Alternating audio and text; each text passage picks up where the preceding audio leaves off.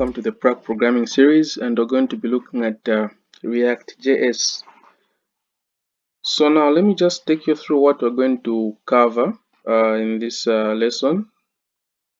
So the first things first, we're going to learn what really is JavaScript, and then we're also going to look at the prerequisites for you to start taking this course, and then also going to look at the environment setup as well as the installation.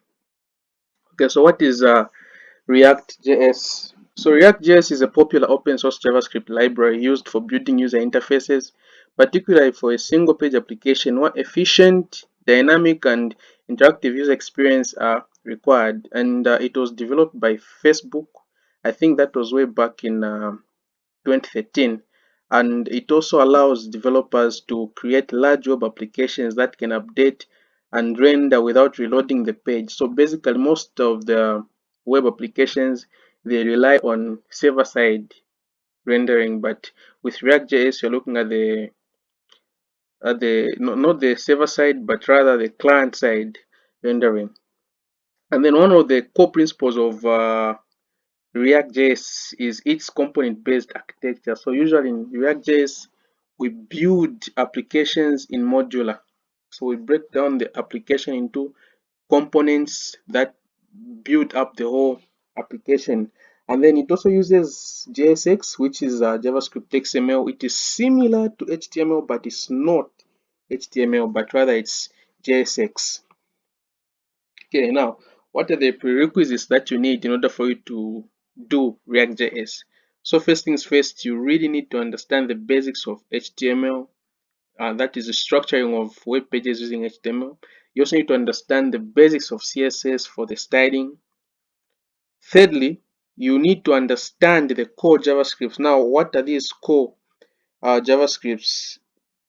I mean, you need to understand variables, functions, arrays, objects, loops, as well as EMAScript 6. That is here 6. You also need to look at how to use arrow functions, the structuring, as well as template literals. Okay. You also need to understand the JavaScript DOM manipulation. Now we all know, when you're a web developer, you know what DOM is. So DOM simply means document object model. This is just how to select, modify, and manipulate HTML element using JavaScript. Okay. You also need to understand the basics of command line usage. Okay, now what are these basics? Because most we're going to be using the terminal or PowerShell in order for us to uh, add some dependencies or install resources into applications. So it's a need that you understand how to use command line. Okay.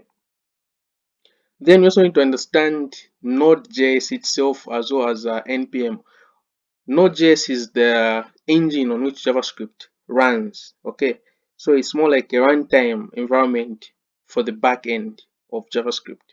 And then the npm is just a node package manager. You need to understand how to install and manage project dependencies.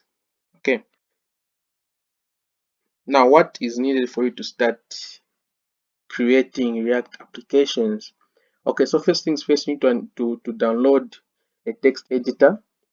In this case, I recommend that you use Visual Studio Code. VS Code is open source and is free. You just need to download it.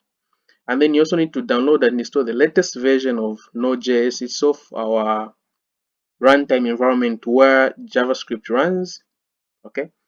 And then you need to also to download and install a browser. Most of the computers come with browsers. Yeah, but I highly recommend that you use either Chrome or Firefox because they provide great development tools.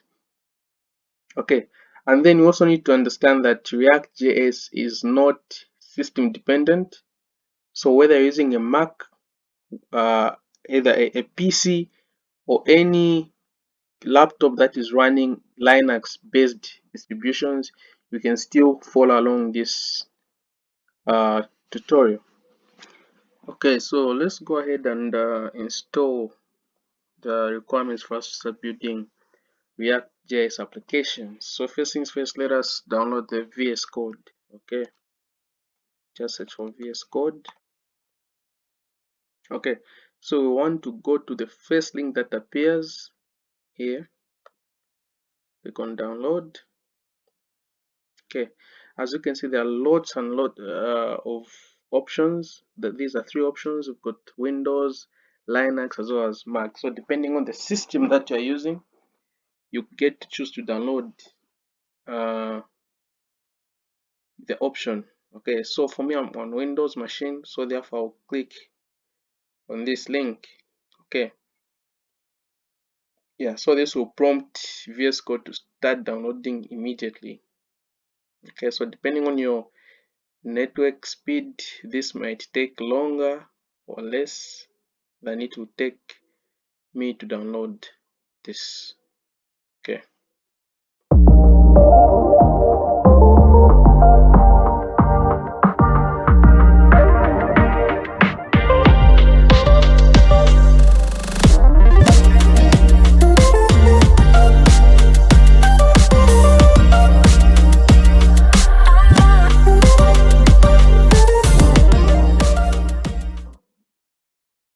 Okay, so while VS Code is downloading, we can also download Node.js.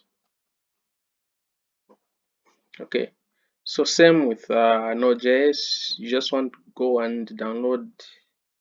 Click on the first link to download the latest version. Okay, so for me, I'm on Windows, so I'll just click on